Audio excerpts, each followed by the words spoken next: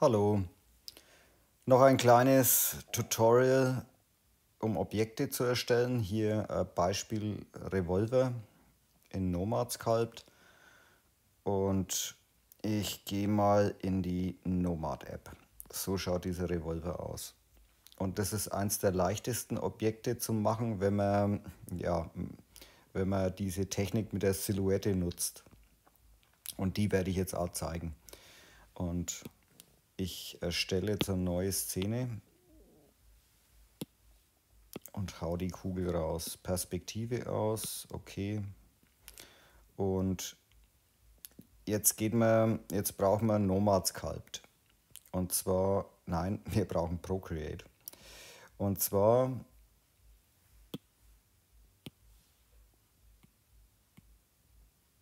im Internet kann man nach Silhouetten suchen. Ich habe das schon in ein paar andere Videos gezeigt und kann hier diese Silhouetten einfach als Bild runterladen. Und in Procreate kann man diese Silhouette kurz bearbeiten. Und zwar, man sollte einzelne Teile unterteilen. Ich habe jetzt hier ein Radiergummi an und ich lösche jetzt hier Stückchen raus und hier wird der Griff sein und ich halte es jetzt alles relativ einfach und hier ist dann dieser Abzugsmechanismus, der Drücker, und ich kann auch hier diesen Lauf abteilen.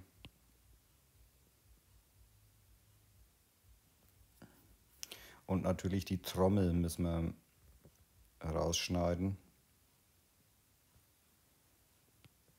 damit wir wissen, wo die sitzt.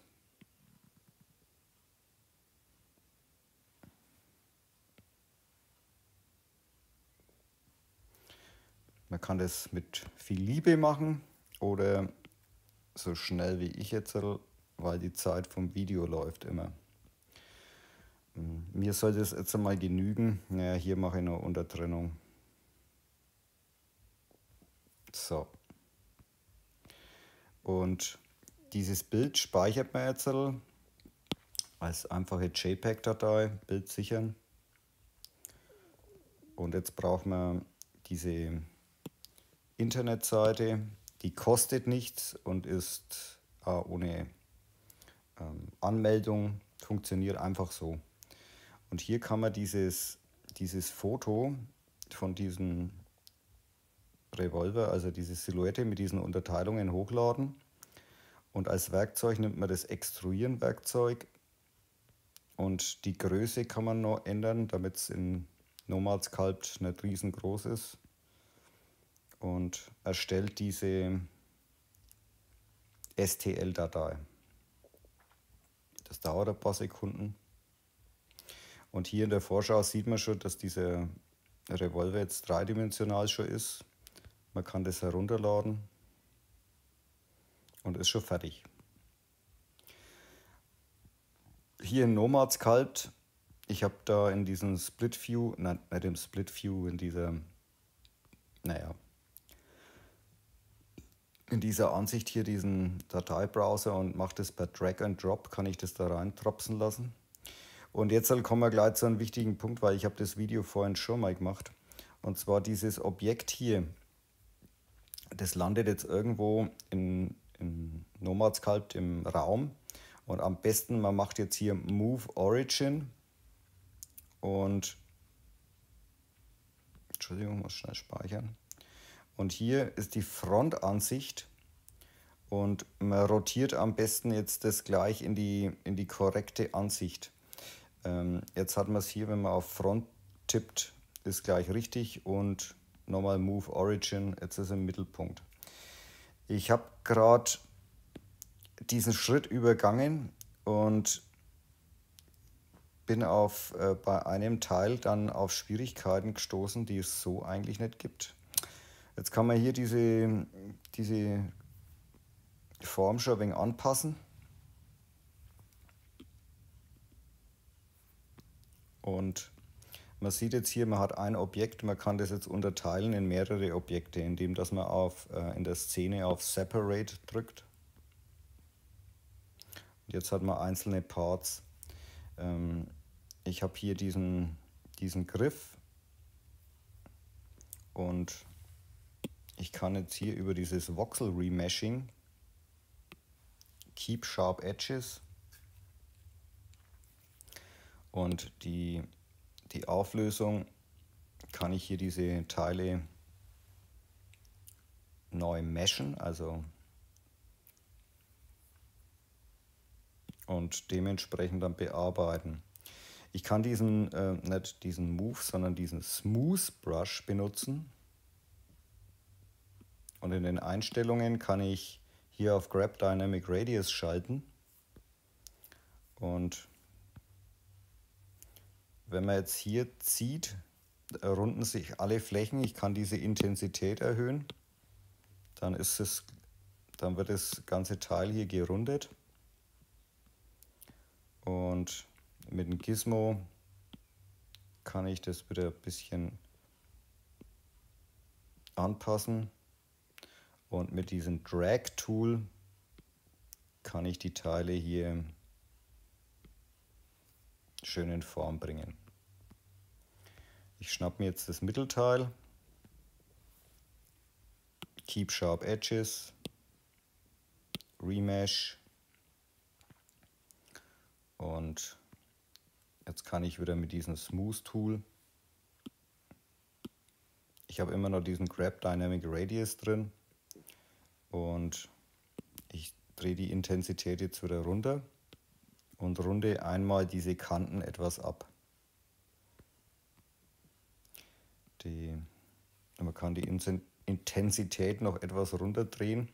Ich nutze das immer, diese einfache Rundung, um diese Objekte hier zu dezimieren. Und wenn die nicht gerundet sind, dann schaut es scheiße aus.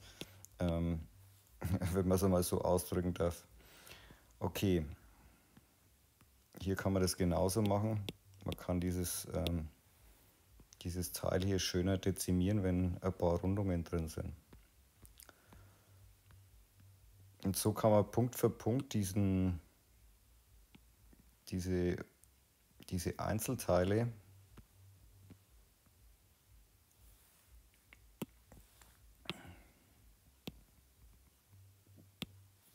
hier wieder in Form bringen. Mit diesem Drag-Tool kann man das da reinziehen. Und mit dem Smooth-Tool kann man einmal eine Rundung rumziehen. Und über die Dezimation kann man das Ganze gleich wieder ein wenig feiner machen.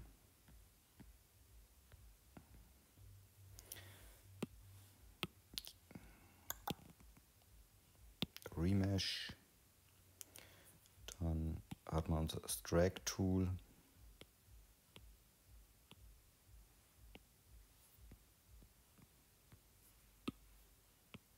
Kann man diesen Griff wieder so einstellen. Dann einmal smoothen oder zweimal. Und man kann es wieder dezimieren.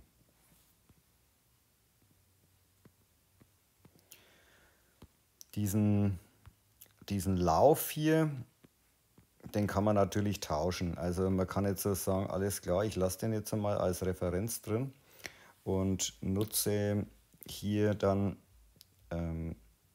entweder nehme ich einen Tube oder einen Zylinder. Diesen Zylinder, den kann ich dann da hersetzen. Und den kann ich zeitweise auf Additiv setzen. Und hier kann ich über diese Einstellungen den Durchmesser hier anpassen.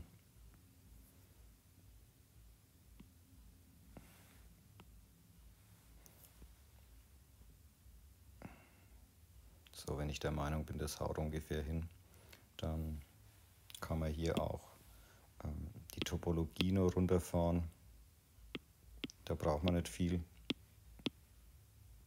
Und ich kann natürlich dieses Loch gleich mit reinmachen, dass ich hier sage, hier habe ich dann diese Bohrung vom Lauf. Okay. Und wenn ich damit happy bin, kann ich es validieren.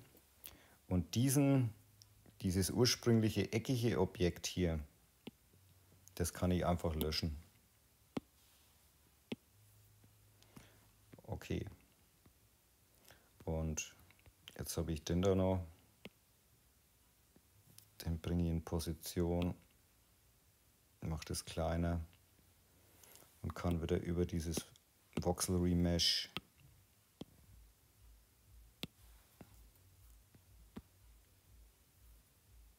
und über Smooth Tool dezimieren. Dieses Teil da brauchen wir noch. Das kann man gleich wieder ein wenig von der Größe ein wenig anpassen.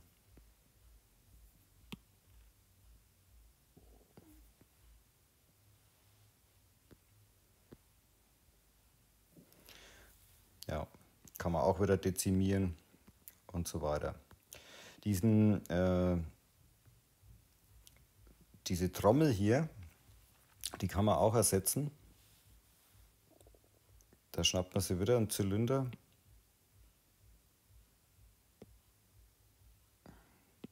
Rotiert die, bringt die hier in Position und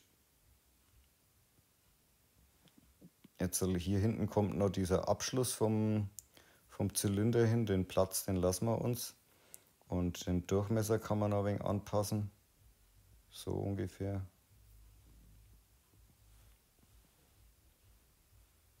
Ich denke mal, das ist okay.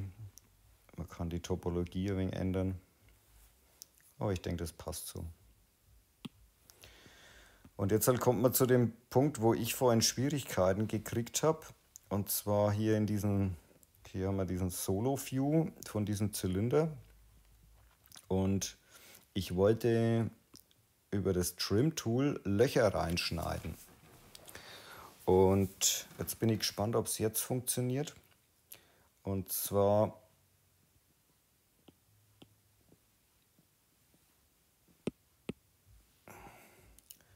wir brauchen diese Z-Plane, also die Z-Ebene, und machen 6 Löcher rein, die radiale Symmetrie auf 6. Und jetzt male ich hier diese radiale Symmetrie ist auf 6 lokal.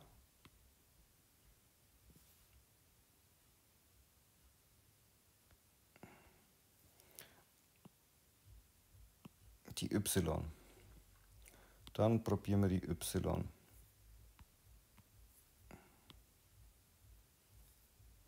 Ja, okay, jetzt schaut die Sache schon ganz gut aus. Ich gehe nochmal hier raus.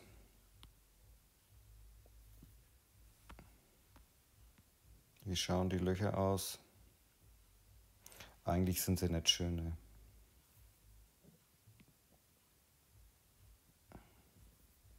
Ich verstehe das manchmal nicht. Ne?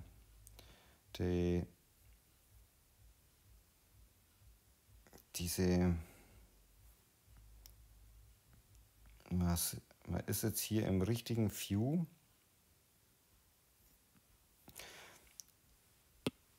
Ich tue dieses Teil jetzt mal Voxel remeshen und versuche jetzt, ob es hier so geht. Okay, so werden die Löcher besser. Okay. Und ja, es ist manchmal tricky, warum mal irgendwas nicht so richtig funktioniert, aber es geht halt. Ja. Man kann jetzt hier dann diesen Zylinder mit dieser Cell Mask einmal schützen, diesen hinteren Bereich. So. Dann kann man in die Frontansicht wechseln. Dieses Project Tool Tool da verwenden und man kann diese Ellipse hier wieder anwählen und jetzt kann man hier diese Einkerbung rausprojizieren. So hat man jetzt diesen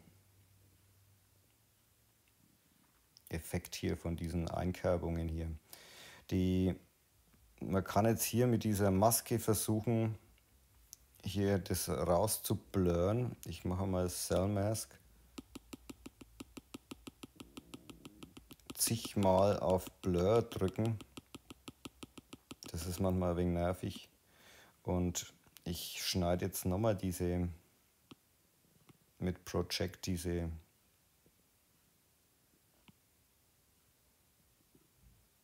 Einkerbungen raus. Und die Blur-Funktion hat nicht funktioniert. Ja. Der schneidet nur bis dahin. Ja. Nun gut.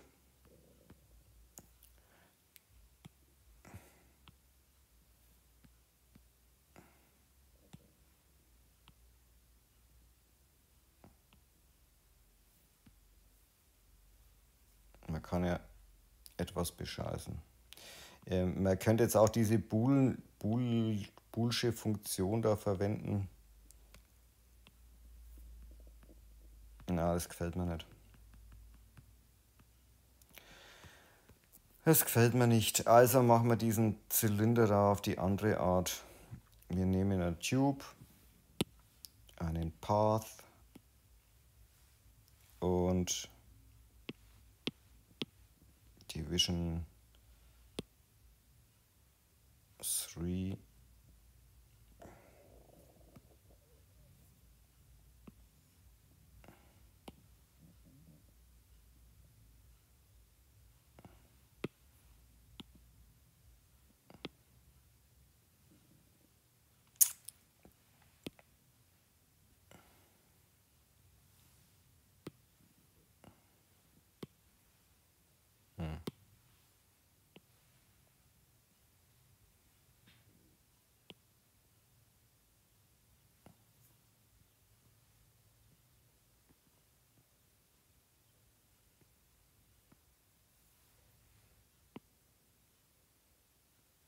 So ist schön.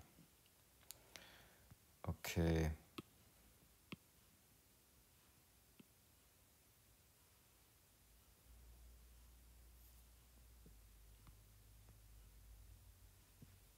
So muss es funktionieren.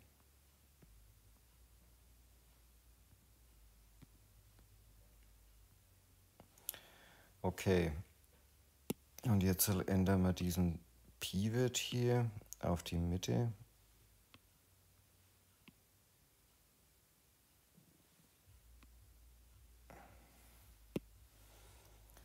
Und 360 durch 6 ist 60 Grad. Okay. Clone.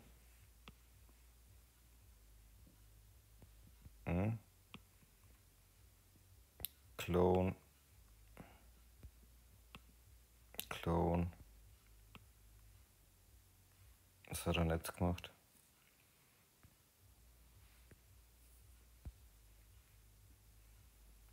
Also manchmal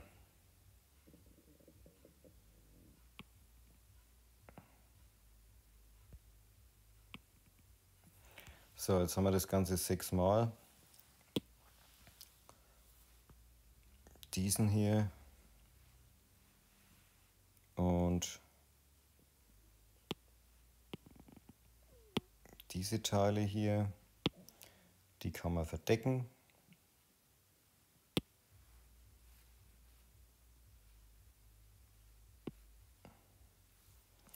So, jetzt müsste dieser Zylinder da einigermaßen passen.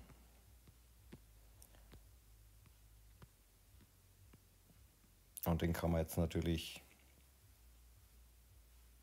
in der Topologie auch wieder dezimieren. So ungefähr. Den kann man löschen.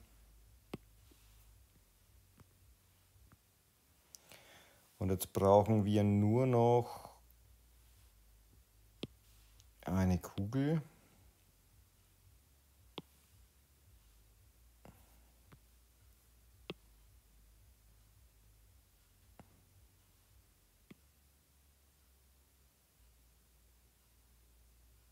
So ungefähr. Jetzt kann man ein knietschen.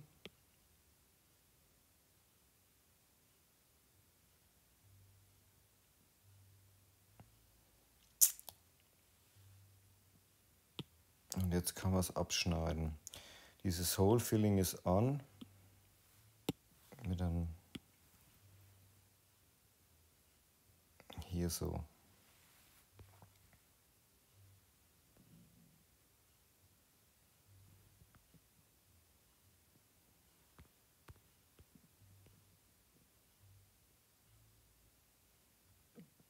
Ganz passabel für die paar Minuten. Und natürlich kann man jetzt dann wieder die ganze Sache anmalen.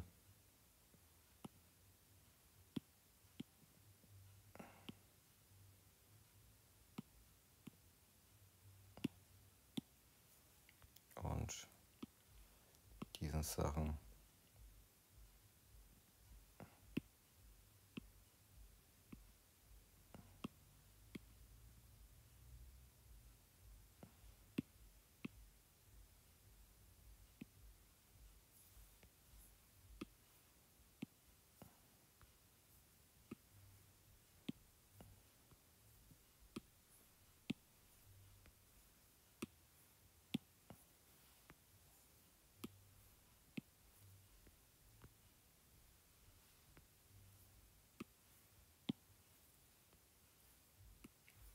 Paint all. Dann haben wir Smooth Shading an.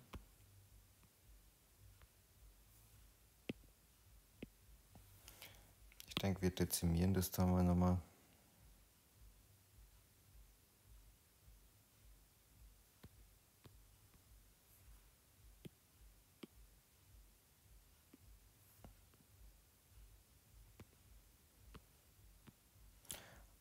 Etwas mehr Auflösung würde dem Kerlchen nicht schlecht tun.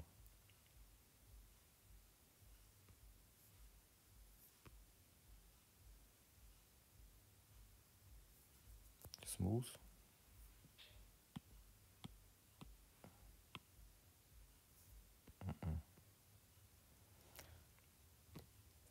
Die Kanten sind eigentlich weich, aber das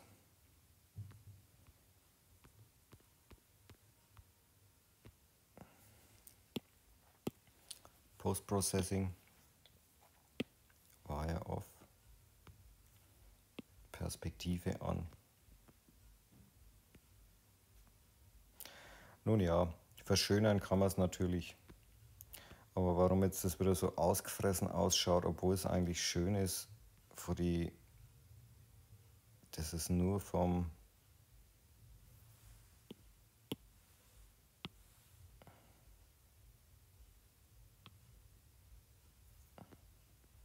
nur von der Spiegelung her.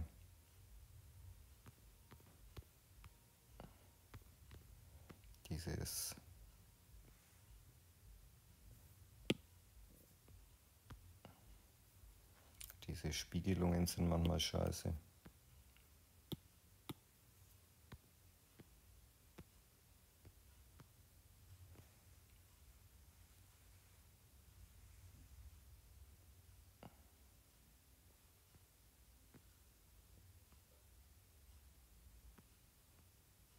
Nun gut. Das soll es gewesen sein. Viel Spaß beim Sculpten. Tschüss.